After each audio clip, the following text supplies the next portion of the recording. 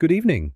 Thank you for settling in with this soft reflection on today's news. It's been a day marked by significant events, yet I invite you to rest comfortably, knowing this moment is crafted to guide you gently into the evening. Tonight we begin with headlines from Los Angeles, where ICE raids and unfolding protests have led to federal troop deployments.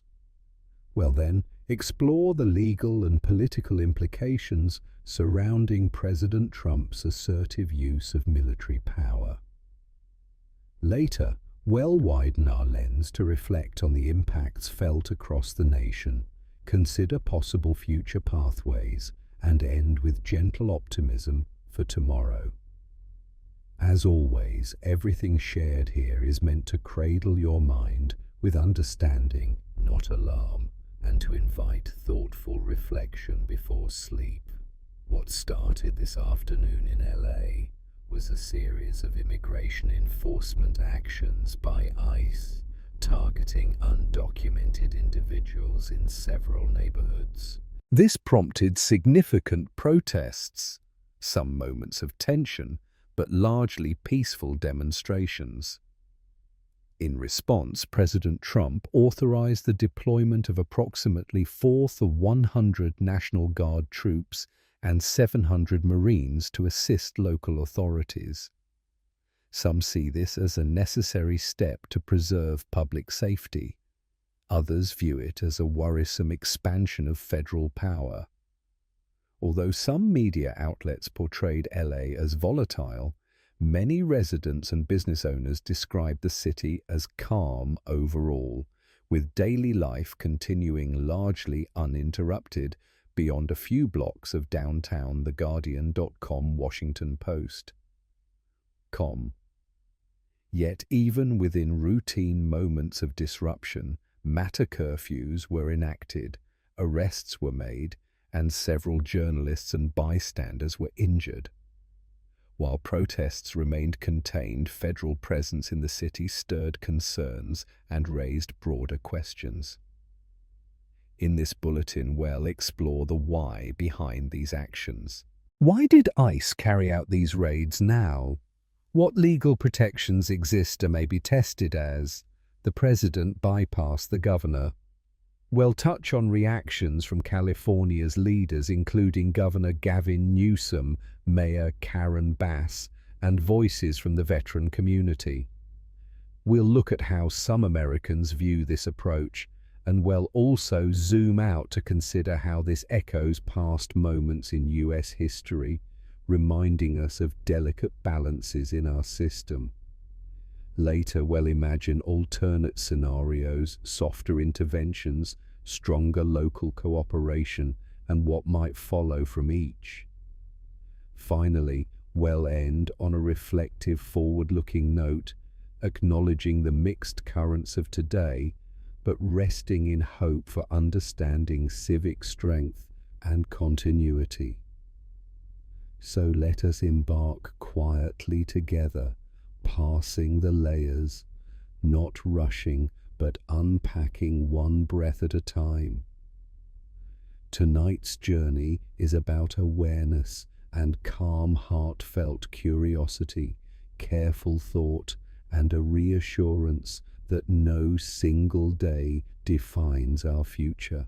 Every part of this bulletin reinforces itself softly for you. The opening reminds you that the city, while changed today, still breathes. Tomorrow, we bring these reflections into perspective. As twilight stretches across the country, we begin our deeper look into today's most compelling developments centered in Los Angeles, but reverberating across the national conversation. The day unfolded with a sequence of carefully timed immigration enforcement operations, followed by swift civic responses. Beneath the surface, however, lies a broader narrative about the role of federal power, the boundaries of state governance, and the lives caught in between. At approximately 5:30 a.m. Pacific Time, U.S. Immigration and Customs Enforcement ICE agents initiated coordinated operations across various neighborhoods in Los Angeles. These were part of a larger federal immigration initiative reportedly targeting individuals with prior removal orders or criminal charges. According to ICE, the raids aimed at reinforcing existing immigration law, not creating new enforcement norms. Yet the context matters. The timing, the scale, and the decision to conduct operations in a city long known for its status as a sanctuary jurisdiction immediately stirred tensions. News traveled quickly. Community organizations began mobilizing within hours, issuing alerts to neighborhoods most likely affected. Protesters soon gathered not only to voice their disagreement with the raids themselves, but to stand in symbolic protection of those who might be targeted. While some protests remained peaceful and organized, with signs reading, "No human being is illegal," few groups clashed with police, especially as crowds swelled by midday. Helicopters circled overhead, lending a heightened sense of unease to the sky. And then came the president's voice. In a national press briefing held from the White House late morning, President Trump invoked emergency authority to deploy thousands of National Guard troops to Los Angeles without a formal request from California's governor. It was by most accounts a rare maneuver. The last time troops were deployed to a major U.S. city in such a context without state invitation was during the 1992 Rodney King riots, also in Los Angeles. Yet even then, federal action followed a more formal process. The reaction from California's leadership was swift. Governor Gavin Newsom issued a statement condemning the deployment as unwarranted federal intrusion, noting that California was already managing the situation with professionalism. Los Angeles Mayor Karen Bass echoed those sentiments, expressing concern that military presence could further escalate tensions rather than ease them. Still, both officials urged calm, asking citizens to refrain from provocation and to uphold peace. In contrast, Trump administration officials presented the move as essential for restoring law and order. Acting DHS Secretary Marcus Love said the deployment would support local authorities and ensure that ICE operations can proceed without obstruction. For supporters of stricter immigration control, this was seen as a firm and necessary stance. For critics, it raised serious concerns about federal overreach. Meanwhile, public sentiment across the country diverged along familiar lines. In Texas and Florida, many praised the action as overdue enforcement. In progressive states like Oregon and New York, officials criticized the decision, calling it a militarization of civic space. Even among veterans' voices, split some arguing that military personnel should not be drawn into domestic policing, others defending the guards use as protective rather than punitive. And so, as the day went on, a portrait emerged of a city at the intersection of legality, ideology, and identity. The streets of Los Angeles, quiet in some districts, buzzed with tension in others. Families stayed home uncertain whether their loved ones would return that evening. Others, particularly US-born children of undocumented parents, struggled with emotions too complex for any nightly summary. To understand the gravity, we look back. The use of federal troops domestically has always prompted deep debates about civil rights in Selma riots in Detroit or hurricane relief in New Orleans. Each case offers lessons none identical to this moment, but all relevant in their questions. When does federal help become federal control? How do we distinguish enforcement from coercion? And above all, whose voice carries most weight when public trust hangs in the balance? In this landscape of many truths, we find common ground in the lived human experience. Neighbors checking on neighbors. Clergy opening church doors for shelter, and even members of law enforcement quietly helping parents reunite with children. These stories, too, are part of today's news, and they remind us that beyond policy and power, there is always a pulse of compassion threading through the noise. This gentle current carries us now toward deeper reflection. If Part 1 invited awareness of the headlines, this section helps us begin to feel the complexity behind them. We now move into even fuller analysis. What drove these decisions? What risks and lessons arise? What future paths remain open? Let's continue. As we continue our quiet journey through the events of the day, let us settle now into the deeper waters, those shaped not just by what happened, but by why it did. This third part of our bulletin is dedicated to that question and to the people behind the headlines. Because beneath every deployment, every protest, and every executive decision, there are lives, principles, and histories at play. Our task here is not to rush to judgment, but to open windows of understanding softly and steadily. To begin, let's return to the initial catalyst, the ICE raids.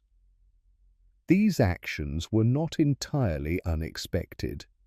In recent weeks, officials within the Department of Homeland Security had signaled a renewed focus on high-priority removal operations, particularly targeting individuals with final deportation orders. This policy has existed under multiple administrations, but the method of enforcement varies significantly. What raised concern this time was not the policy itself, but the scale, the setting, and the context in which it was carried out. In Los Angeles, a city with a long and vocal tradition of immigrant advocacy, timing is everything. June marks the anniversary of the 1982 Supreme Court ruling Plyler v. Doe, which guaranteed public education to undocumented children. It is also Pride Month, when communities gather to celebrate inclusion and visibility. The presence of ICE during these symbolic days sent a message that many interpreted as confrontational, regardless of legal justification. And messages, as we know, matter deeply in public affairs. President Trump's swift deployment of federal troops added a layer of tension. His defenders argue that this action demonstrated a readiness to uphold national sovereignty and ensure orderly enforcement of the law. They point to instances where local resistance has obstructed ICE's ability to carry out operations, creating what they view as a breakdown in lawful governance. But critics offer a different view. They question the need for military involvement in a city where, until the troops arrived, protests were largely peaceful. They cite the Posse Comitatus Act, a federal statute that limits the use of U.S. military personnel in domestic law enforcement. While National Guard troops can be deployed under certain conditions, bypassing the governor's office is rare and carries symbolic weight. For many, it felt less like support and more like a challenge. Political motivations cannot be ignored. With election season approaching, some analysts see the administration's actions as an attempt to shore up support among voters concerned with border security. Immigration remains a potent issue, emotionally charged and politically complex. Whether one views this deployment as pragmatic or performative depends in large part on perspective. Let's consider the legal frame. The Department of Homeland Security retains the authority to carry out immigration operations. And under the Insurrection Act of 1807, the President may deploy troops without state consent under conditions of rebellion or disorder. However, invoking this power requires specific legal grounds, and many constitutional scholars argue that such justification was not clearly met in this case. The absence of widespread violence, coupled with the governor's opposition, calls into question whether the federal response was proportionate. Beyond legality lies another question: what is the social cost of fear? For immigrant communities in Los Angeles today was not simply a matter of arrests and headlines. It was about uncertainty, about wondering whether school pickup, grocery shopping, or a medical appointment might end in separation. Some shelters reported surges in overnight stays, even among legal residents afraid of mistaken identity.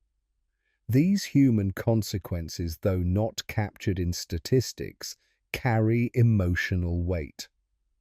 Still, it is important to note the diversity of experience. Not all Angelenos opposed the federal action. Some residents, particularly in neighborhoods affected by recent gang activity, welcomed the visible presence of law enforcement. A local business owner near East Hollywood told reporters, "I don't care who sent them, I just want to feel safe." Others expressed hope that immigration laws, however harsh, might finally be enforced consistently. And there is merit in this view too. A functioning democracy must protect both rights and laws. Striking that balance is never easy, especially when people's lives and homes are involved. What's vital is that such enforcement be measured, transparent, and subject to oversight. Without those principles, even lawful actions risk eroding public trust. A more constructive path forward, some advocates suggest, might lie in community-based enforcement partnerships between local governments and federal agencies that prioritize transparency and consent. Mayor Bass, in her address today, proposed convening a city task force to monitor the operations and issue an independent report. Though still in its early stages, such oversight could help bridge trust in the days ahead. On the federal side, there's quiet discussion about rethinking the optics and coordination of future operations. Behind closed doors, even some members of the President's advisory team are reportedly concerned that the deployment may overshadow broader policy aims. As one former official noted, "You can't enforce immigration policy if the entire narrative becomes about troops in the street." And what of the young people watching this unfold? In classrooms and living rooms across the country, this moment is being digested through many filters. Teachers in Los Angeles adjusted their lessons today, guiding students through discussions of constitutional rights, civic duties, and community safety. These conversations, held in the soft tones of mentorship and care, may prove as consequential as any press release. So, what does all of this mean for tomorrow? It means the story is still being written. Legal challenges are already being prepared. Community organizers are drafting joint statements, and city officials are beginning the delicate work of rebuilding reassurance, even as uncertainty lingers. We are reminded here in this moment of quiet analysis that democracy is not a fixed state, it is a practice of listening, of re-evaluating, and of holding power accountable with care, not fear. While the events of today raise difficult questions, they also open space for growth. Just as we revisited earlier sections, now we extend them. From the gentle hook of Part 1 to the unfolding insights of Part 2, we now carry forward a softened yet clearer understanding. Decisions made in haste echo far beyond their intent. But so too do efforts of restoration and reform. Let's think calmly, not just about what happened, but what can be learned.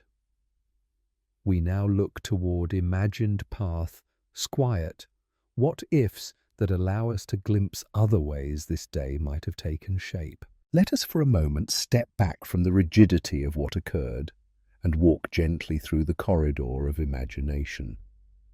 What if? Such a simple phrase, but one that allows us to peer through alternate doors to consider outcomes not taken. These paths aren't offered to rewrite history, but to provide clarity and perhaps a softer gaze toward future choices. What if the ICE operations had been preceded by transparent community outreach, a letter from DHS translated into multiple languages, delivered through trusted community partners? It could have explained the purpose, the scope, the protections in place for those not targeted. In doing so, it might have reduced fear, corrected misinformation, and strengthened trust, allowing even those who disagreed to understand the intent. Or what if the president had consulted publicly with California's leadership, inviting a bipartisan working group to assess enforcement needs and set boundaries together? This might not have erased disagreement, but it could have offered a visual of collaboration, an image so rare in today's climate that its symbolism alone would have been powerful. It might have also prevented the anxiety caused by federal troops arriving without clear local coordination. Let's also imagine the role of the media. What if the coverage had been slower, more meditative, highlighting not only arrests and protests, but also the voices of those in quiet resilience? The teachers comforting children, the attorneys offering pro bono counsel, the families who stayed home not out of fear, but as an act of hope. By adjusting the emotional tone, perhaps public discourse would have followed suit, less flame, more reflection. And for the future, what if community-led oversight boards had real authority to review federal operations, not just in LA, but nationwide? They could monitor actions, not to obstruct, but to ensure dignity and legality. This shared governance might restore the sense that enforcement is not something done to communities, but done with respect for them. Lastly, let's imagine this same day, same operations, same federal intent, but framed as a national conversation, not a unilateral move. The president flanked by governors and legal scholars explaining the tightrope between law and liberty. Citizens listening, questioning, participating. This doesn't guarantee agreement, but it does cultivate consent, and that is a pillar of democratic strength. None of these scenarios are fantasy. They are not utopian ideals, but rather glimpses into feasible alternatives, ones that could preserve law, honor humanity, and soften the daily churn of governance. In imagining them, we remind ourselves that the future isn't fixed, and even hard days offer seeds for better ones. So now, as we carry these thoughts forward, we return to where we began, to calm, to care, and to the gentle promise that transformation is not only possible, it is already underway in the quiet choices we make next. Let's move toward that final reflection. And now, as the city lights dim and the pace of the world slows, we arrive gently at the close of tonight's journey together. We've walked through the news of the day, not with haste but with care. From the unfolding tension in Los Angeles to the federal responses, from constitutional echoes to community resilience, each layer revealed not only the story of a moment, but the soul of a nation in motion.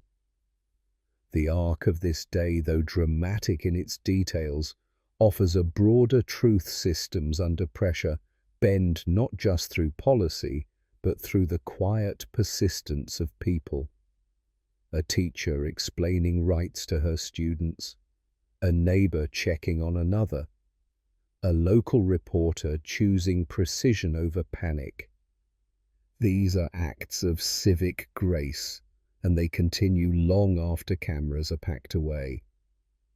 In reflecting upon this, we can find calm even amid uncertainty, because today's events are not the end point, but a chapter. What happened in Los Angeles, its protests, its deployments, its voices rising and contending, is not unique in American history.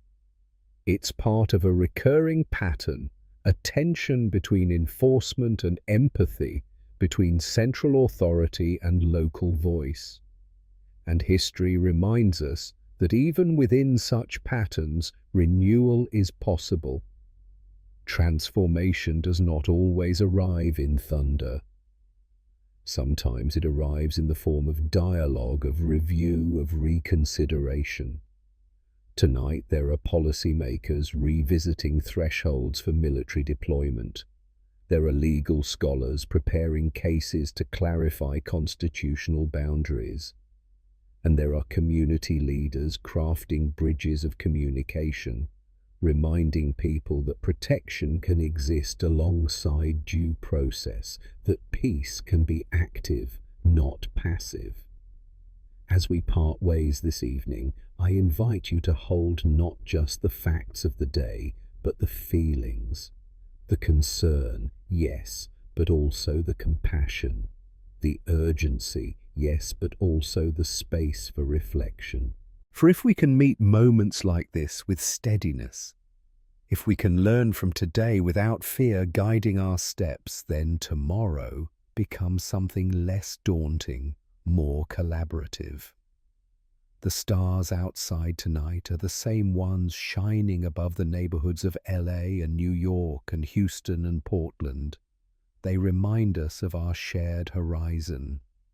And though we may not know exactly what tomorrow will bring, we can trust in the presence of thoughtful voices, of gentle hands, and of enduring institutions still capable of learning and adapting. So now, rest easy. You've absorbed the day not with dread, but with depth. May your sleep be light, your thoughts untangled, and your faith in progress, however, quiet restored. Good night, and until tomorrow. Good evening, and welcome to our calming nightly news reflection. As the sun sets, let's gently explore today's headlines, anchored in curiosity and thoughtful calm. We begin with a moment of intrigue. Imagine a Supreme Court case that could reshape the very size and scope of our federal government. That idea, complex and important, invites us to consider how power balances evolve and what it means for everyday life. Tonight, we'll trace that thread while softly stepping through other poignant U.S. developments, from shifts within federal agencies to spirited policy debates, all explored without haste or alarm. We'll begin with an insightful journey through what's unfolding at the highest court. Next, we'll examine subtle signs rippling through key agencies, the FCC, FEMA, each change offering a mosaic of opinions from across the spectrum. In our deeper analysis, we'll explore why these developments are happening, who they touch, and where rays of potential progress may lie. Later, we'll imagine what-if scenarios, gentle thought experiments to help us grasp implications without alarm. Finally, we'll close with a hopeful gaze toward tomorrow, inviting rest and continuity. Each part softly echoes the last, weaving a tapestry of reflection and calm analysis. Take a deep breath, ease into your chair, perhaps sink under a soft blanket. We'll proceed together into part 2. Tonight's calm yet compelling current takes us to the marble steps of the United States Supreme Court, where a nuanced legal battle unfolds. At the heart of the case lies a bold challenge by former President Donald Trump, an effort that questions the very architecture of the modern federal workforce. With careful attention and no need for alarm, we unpack this issue not through urgency, but through reflection. Trump's legal team is revisiting long-held norms about civil service protections, suggesting that a sitting president should have greater authority to remove tens of thousands of federal workers deemed unsupportive or resistant to policy directions. This argument stems from the premise that the executive branch to govern effectively must be able to act decisively. Yet it also tugs at a deeper constitutional tension: how much insulation should federal employees have from political shifts? After all, the civil service was designed to maintain continuity between administrations, ensuring expertise and stability. But in Trump's view, and in the eyes of his supporters, that continuity can at times appear as resistance, as inertia, blocking a duly elected leader's vision. As the court considers this challenge, it engages with something larger than a single presidency. The implications ripple outward. Could this open the door to future administrations reshaping government personnel based on ideology? Or might it clarify boundaries, reinforcing the principle of professional neutrality within the bureaucracy? Both possibilities exist, and both deserve our quiet attention tonight. Meanwhile, in the wings of this high-stakes case, a similar note is struck at the Federal Communications Commission. Despite his assertive stance elsewhere, Trump has yet to remove Democratic Commissioner Ana Gomez. Observers are puzzled. Some say it's a contradiction. Others suggest it's a tactical delay. Regardless, her presence signals a lingering question: to what extent will the Trump administration recast regulatory agencies under its influence, and when? Elsewhere in the federal landscape, another agency emerges with quiet relevance: FEMA. Reports suggest Trump may plan to wind down its operations once the hurricane season ends. The phrase is ambiguous. Is it a literal disbanding or a strategic downsizing aimed at rethinking federal disaster response? FEMA, born from decades of hard-learned lessons about natural disasters and their societal toll, plays a vital role. So any suggested shift naturally invites concern, yet here we consider it with nuance. What does winding down really mean in this context? Might there be a restructuring in mind rather than an erasure? All these threads converge into a pattern. Trump's return to national leadership brings a vision of government more centralized, more responsive to executive will, and more selective in its definition of loyalty. But it also rekindles debates that are much older than this administration about the nature of service, the limits of power, and the resilience of democratic institutions. As we close this part, we softly revisit where we began. The Supreme Court deliberates not just on one man's authority, but on the rhythm of governance itself. And in that rhythm, we find many tones, debate, continuity, tension, and hope. Let's now gently deepen our understanding in part 3. As we move further into the evening, let us now dwell a little longer in the quiet spaces between the headlines. We return to the Supreme Court not merely as a place of law, but as a symbol, a reflective pool, if you will, where the larger questions of American governance find their shape. Trump's case regarding civil service mass firings invites us to explore not only what is legal, but what is sustainable, what is fair, and what is wise. At its core, this case asks, should a president be able to dismiss broad swaths of federal employees who are seen as unsupportive or resistant to change? The federal workforce spans experts in science, national security, public health, environmental protection, and much more. These roles often require deep institutional memory, technical expertise, and critically, non-partisan objectivity. By design, their duties outlast any one administration. If that fabric were rewoven to suit the desires of a singular leader, would the structure become more agile or more fragile?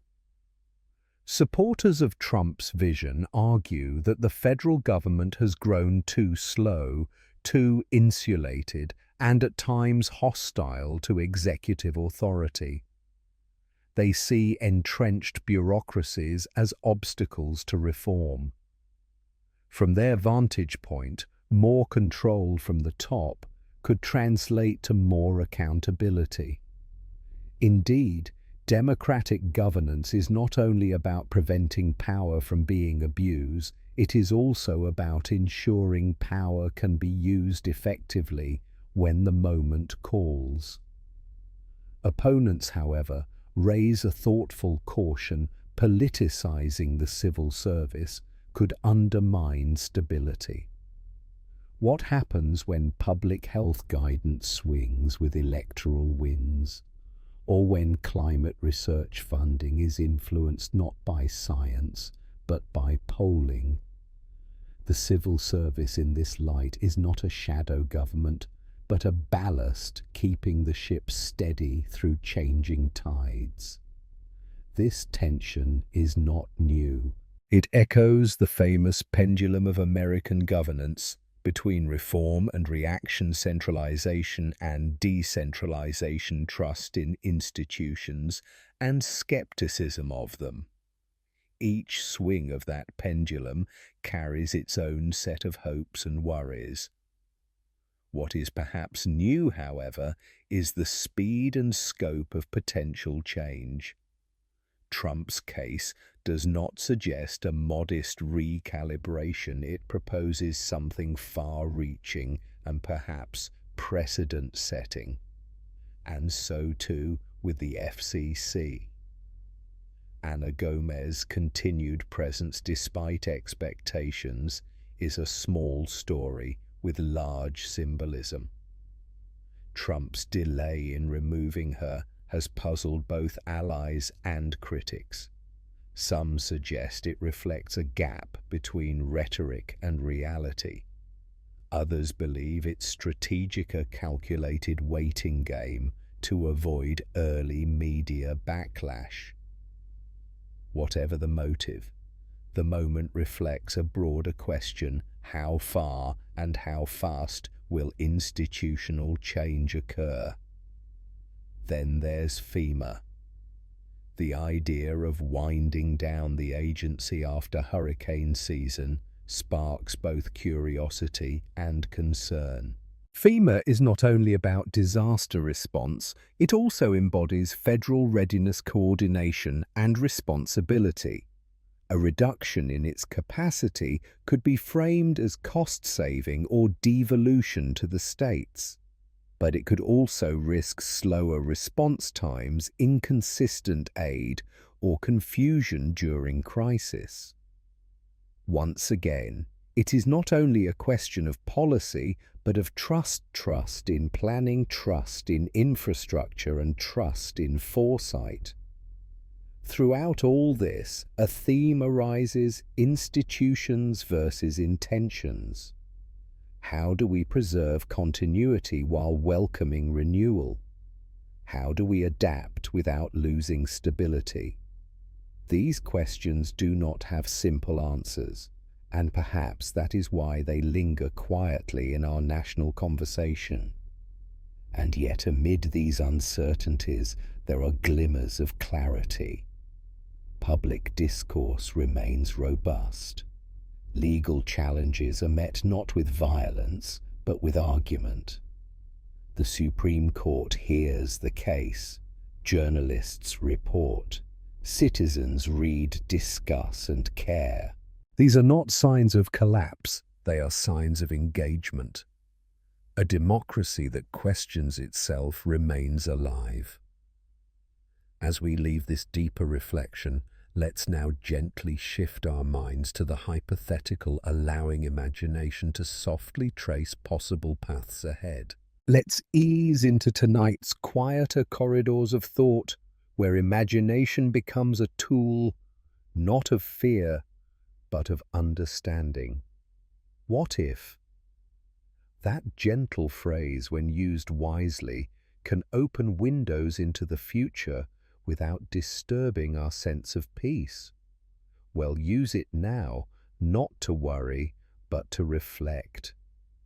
What if the Supreme Court were to side fully with Trump's legal argument, granting the president the power to unilaterally dismiss large portions of the federal workforce? The immediate effect might be dramatic. A wave of resignations, followed by new appointments that align more closely with the administration's agenda. Some agencies could become faster, leaner, perhaps more responsive to executive vision. Others, however, might lose technical depth, operational memory, or the quiet strength of experienced career staff. In such a scenario, could trust in federal guidance waver? Might a public health agency, for instance, issue safety recommendations that are second-guessed, not for their data, but for their perceived politics? Would environmental protections shift direction with each election, not gradually but sharply? These are questions not of catastrophe, but of balance. Even when change is lawful, its rhythm matters. Sudden moves in a system designed for gradual motion may create echoes longer than expected. Now consider the opposite. What if the court reaffirms current protections, preserving the existing civil service framework? Trump and others seeking reform might view this as a setback, but institutions would remain stable. The cost of inefficiency, critics would say, continues, but supporters might feel reassured that neutrality and continuity are preserved. Perhaps future reforms would need to be legislative, encouraging broader dialogue and compromise. That process would be slower, but maybe that too is a kind of safeguard. Turning briefly to FEMA, let's gently wonder, what if its operations were indeed scaled back? Could state and local governments rise to the occasion, innovating in areas like wildfire response or flood preparation? Possibly. Some regions already lead in these fields, yet others might struggle, especially smaller communities. The federal government, for all its complexity, offers a kind of collective insurance, shared resources for shared crises. Without it, we might face a patchwork of readiness. And what of the FCC and other regulatory bodies? What if appointments became entirely partisan in nature, turning commissions into battlegrounds rather than forums of oversight? The danger here isn't necessarily chaos, it's erosion. Over time, trust in objectivity may fade. Rules once accepted may be questioned not on merit, but on motive. That slow drift, too quiet to notice at first, can reshape the civic landscape. But let's also ask, what if change sparks renewal? What if, through this debate, the public becomes more engaged in how government functions, more curious about civil service, more involved in elections that shape these outcomes? That kind of awakening, soft, patient, aware, might be the most enduring legacy of all. None of these what-if paths are destiny. They are sketches, possibilities drawn to better understand the canvas we live upon. And in drawing them gently and with care, we prepare ourselves not for fear, but for wisdom. Now we step gently into the nights, final thoughts wrapping our minds in a hopeful closing rhythm. As the night deepens and the world slows its turning, we come to rest with a few final thoughts, light as a breeze, but grounded in the quiet strength of awareness. We've wandered through headlines tonight, gently unraveling threads that run from the Supreme Court to FEMA, from federal appointments to deeper questions of how power and service intertwine. And now, as we prepare to let the day fall away, we reflect on what all of this might mean, not just for our institutions, but for ourselves. It's easy in times of change to feel unmoored.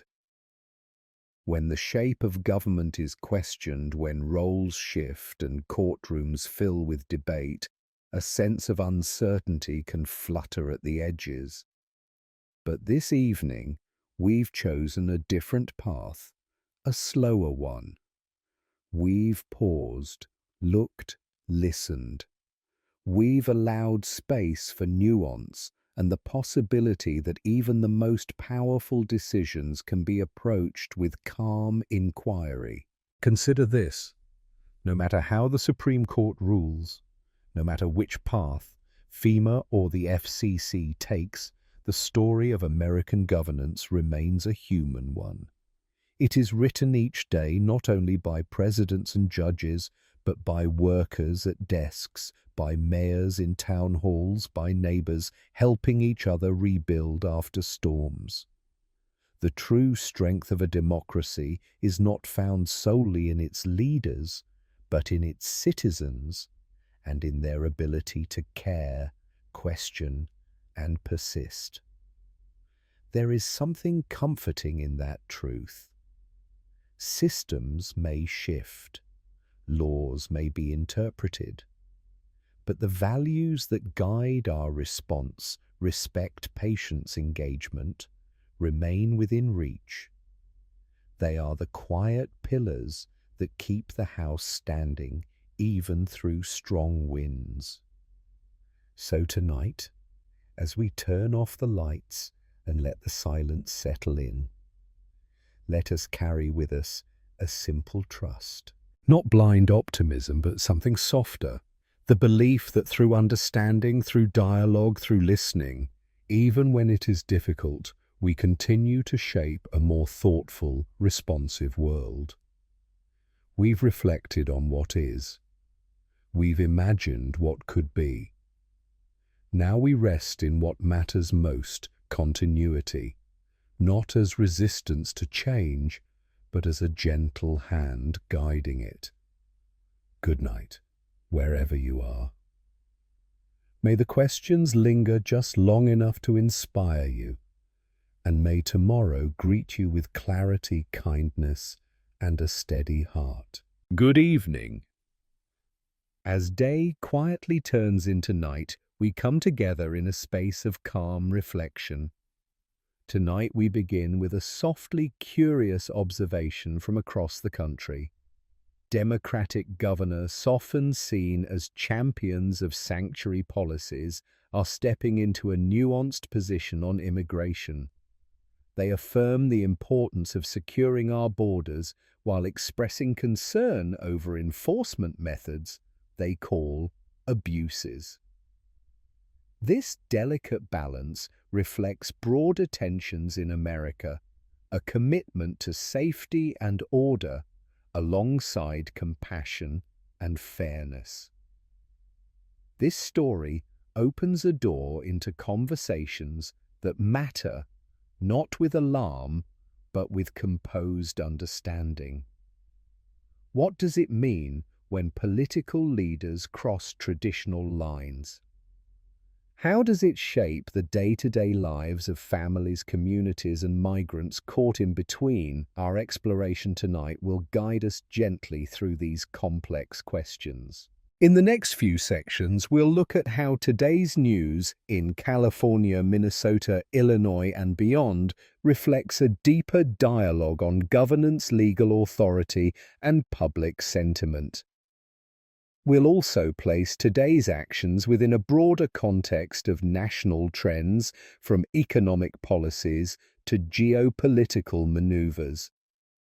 Each thread weaves into a larger tapestry, the story of how America in 2025 navigates identity, justice, and solidarity. As we unfold this bulletin, imagine a calm river flowing, each current a perspective, each ripple a response. Together we drift through thoughtful reflections. Well, connect the actions of these governors with policy, civic values, and lived experience. And in later moments, gently imagine what tomorrow might bring without fear, but with mindful curiosity. I invite you now to settle in, breathe deeply, and join me as we quietly open this dialogue. As the sun set across Sacramento, St. Paul, and Springfield today, the governors of several Democratic-led states stepped forward to voice a collective stance that is quietly reshaping a once deeply polarized debate. They affirmed the need for stronger border security, words that not long ago might have seemed to belong to the opposite side of the political spectrum. Yet in the same breath, these governors took care to distinguish their policies from what they described as the harsh and often dehumanizing enforcement strategies associated with Donald Trump's administration. California's Governor Gavin Newsom, Minnesota's Tim Walz, and Illinois' J.B. Pritzker were among those who joined in this evolving chorus. While each of their states has long been associated with immigrant protection, offering sanctuary policies, driver's licenses, and access to public services for undocumented migrants, they now find themselves contending with the sheer scale and complexity of modern migration. Their call for order and humanity is not a contradiction but a reframing of old binaries. It's important to understand what has led to this shift. Over the past year, a rising number of asylum seekers, many arriving from Central America, West Africa, and Southeast Asia, have overwhelmed city infrastructures, particularly in large urban centers like Chicago and Los Angeles. Shelters are full, social services are stretched thin, and political tensions between local and federal authorities have mounted. What might once have been a question of ideology is now a matter of logistics and of ethics. At the federal level, the Biden administration has attempted to thread its own needle, leaning on enforcement strategies such as expedited removals and tighter asylum qualifications, while still voicing support for pathways to citizenship and humanitarian relief. But for governors facing the immediate impact on housing, education, and public health, the abstractions of policy give way to everyday realities. And so their message is twofold. Yes, the border should be secure, but no, the solution is not to return to the mass detentions, family separations, or aggressive ICE raids that came to define the Trump-era approach. Governor Newsom, in particular, made headlines earlier this year for deploying California National Guard resources to assist at the border, not to detain migrants, but to support surveillance against drug trafficking networks. It is a carefully calibrated gesture designed to signal seriousness without slipping into punitive optics. This evolution in messaging does not suggest that Democratic governors are abandoning their values. Rather, it highlights the maturation of a policy stance, informed by the scale of current challenges and by the pressures from both constituents and fellow lawmakers. Indeed, many Democratic voters remain deeply supportive of immigrant rights, but they also expect systems that are functional, fair, and sustainable. Of note is the strategic timing of this public stance. With the 2024 presidential election still resonating and early campaigning for 2028 quietly beginning, these governors may also be positioning themselves as pragmatic leaders capable of nuanced thinking in an era that often demands blunt slogans. Their distancing from Trump-era abuses is not only a moral posture, it is a clear signaling that any future leadership must learn from not repeat the past. What makes this shift more significant is how it reflects broader national currents. Across the US, the conversation on immigration is no longer strictly about legality versus compassion. It's about effectiveness, dignity, and maintaining the social fabric of cities and towns that are being asked to stretch economically, socially, and culturally. As we move into part 3, we'll gently unpack the wider implications. What might these policy pivots mean for immigrant communities, for future federal legislation, and for America's evolving definition of inclusion? Let's continue calmly into that deeper space. To understand the full meaning behind this recalibration of Democratic messaging on immigration, we must begin with the people most directly affected, the migrants themselves. Each one represents a constellation of stories of hardship, hope, displacement, and determination. From families fleeing gang violence in Honduras to young men escaping conscription in Eritrea, and from women seeking refuge from domestic violence in Guatemala to climate refugees from Haiti and Bangladesh, there are few easy answers, but many quiet human truths. In many cases, these individuals arrive in the United States not with criminal intent, but with open hands and uncertain futures.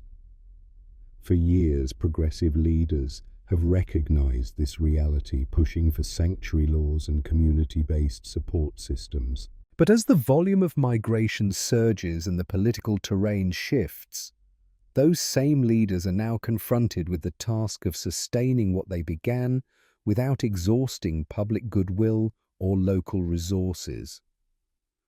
What we're seeing today is a new kind of policy evolution, one less about ideology and more about administration. In California, for example, cities like San Diego and San Francisco are bearing witness to an influx of migrants that the system was not built to absorb.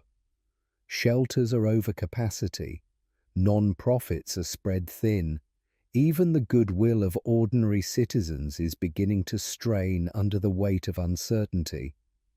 It's not resentment but weariness that now shadows many urban centers. And so democratic governors are in effect asking a critical question: how do we preserve compassion while ensuring competence? The answer lies in a rebalancing act. Rather than criminalizing the border, they propose managing it. Rather than closing the door, they aim to open it in an organized, lawful and predictable way. Yet the political optics remain delicate. To their critics, both conservative and progressive, this middle path may appear muddled or even disingenuous. The right sees it as a reluctant concession to reality, while some on the left fear it signals a softening of moral resolve. But seen another way, this may be the beginning of a more mature political conversation, one less interested in sound bites and more invested in outcomes. Take Minnesota's Governor Tim Walz. Long a defender of immigrant communities, he now speaks openly about the need for order not as a betrayal, but as an extension of responsibility. We owe it to both our citizens and our newcomers to build a system that works, he recently said in a local press interview. In those words lies a quiet philosophy that human dignity and administrative structure are not mutually exclusive. And what about Illinois Governor J.B. Pritzker's state has taken in tens of thousands of migrants since 2022. Chicago in particular has served as a northern terminus for busloads of people transported from southern states. The city's response has been generous, but it has also faced logistical shortfalls, school space, medical care and language services, all pushed beyond capacity. In recognizing these realities, Pritzker is not turning away from migrants. Rather, he is inviting a national reckoning about how immigration is handled across all levels of government. One could argue that the ghost of Donald Trump still haunts this policy arena. His administration's aggressive enforcement tactics, public rhetoric, and symbolic gestures like the border wall left behind a legacy that remains both a rallying cry for some and a warning for others. By rejecting what they call the abuses of that era, democratic governors are not simply being critical, they are sketching out what an alternative vision might look like. That alternative is not built on fences, but on systems. Not on raids, but on reforms. And yet its success hinges on federal cooperation, adequate funding, and the political will to withstand partisan noise.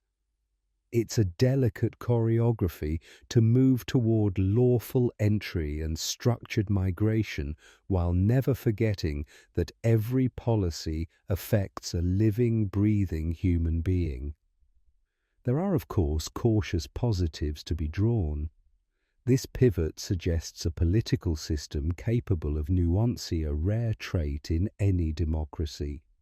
It shows that leadership, at least at the state level, can be both flexible and principled, and it opens a doorway for future conversations about legal reform, international cooperation, and the deep drivers of displacement in the first place. What if the policy direction set forth by these democratic governors were adopted nationally, not just as a campaign gesture, but as an actionable blueprint?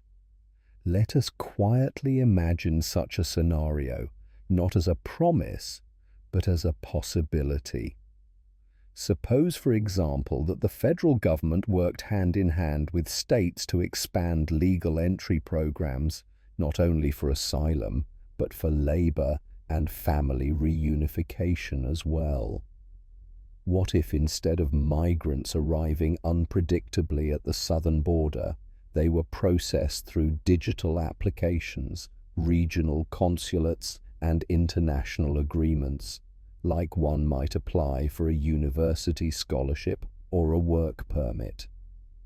Such a future would require vast infrastructure, bipartisan legislation, and international coordination, but it's not impossible. It just asks for vision. And what if enforcement were truly reformed? Picture border agents who are trained not only in security tactics, but also in trauma-informed care. Imagine detention centers replaced with supervised community housing where migrants await case decisions while being supported by NGOs and local governments. These are not utopian dreams, but tested models borrowed from Canada, from Germany, from Portugal. Adapted wisely, they could reshape how the US approaches border security. Now consider what could happen if local communities were better resourced. What if every city that received large numbers of migrants also received a corresponding federal grant scaled based on housing needs, school enrollment, and healthcare costs? That way, welcoming newcomers would not be seen as a burden, but as an investment into workforce growth, cultural diversity, and future citizenship. Alternatively, what if the middle ground collapses? Suppose the conversation reverts to extreme, either closing the border entirely or offering unlimited access with no plan. Such swings often emerge in election years when policies can become performative rather than effective. The risk here is not only political fatigue, but humanitarian cost. Families caught in limbo cities, overwhelmed without support, and polarization deepening at a time when unity is needed most. And yet, not every what if must be fraught. What if the next generation of Americans, many of them children of immigrants, grows up seeing this debate not as conflict, but as continuity, a legacy of learning, adapting, and quietly improving the system? What if immigration decades from now is no longer seen as a crisis, but as a managed humane process like public education or healthcare? These questions do not demand immediate answers. They are meant to linger in the mind, to keep us gently thinking as we turn off the lights. Even in uncertainty, there is space for hope. And hope, slow, steady, and thoughtful, might just be the most powerful reform of all. Now, as we move to our final section, let's return to stillness. Well, close, not with judgment, but with a reflection on where we go from here, with calm, with care, and with continuity. As the evening deepens and the world outside quiets, we return to where we began, with a gentle acknowledgement of change. Tonight's story was not one of sudden upheaval or confrontation, but of a slow, careful pivot.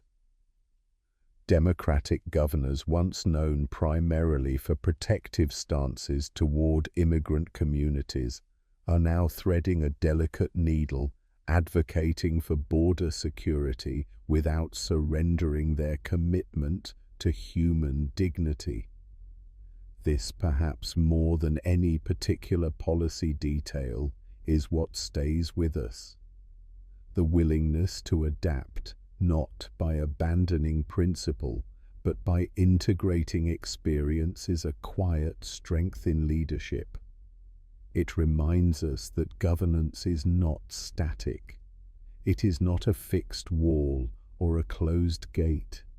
It is a process of listening, adjusting, and holding space for the complexity of human needs.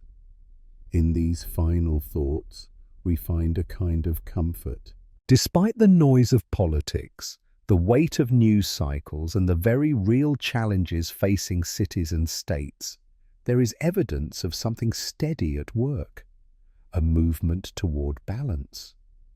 It does not promise perfection, but it gestures toward better conversations, more inclusive strategies, and the courage to reconsider how we care for one another. Tomorrow, there will still be headlines. There will still be debates and decisions, and perhaps even more questions. But tonight, we hold this moment for what it is: a reflection of leadership that seeks to evolve and of a nation still learning how to be itself. And so, as you prepare for rest, know that across the country, even in the tension of politics, there are individuals trying to move forward with grace. Even in disagreement, there can be integrity. And even when the journey is uncertain, it may still be headed somewhere thoughtful. Let your thoughts drift gently now. May peace guide your night and clarity greet your morning. From all the complexity of the day, let this remain in the quiet. Something good is still being shaped. Sleep well. We'll meet again tomorrow with new stories, new insights, and the same calm voice beside you.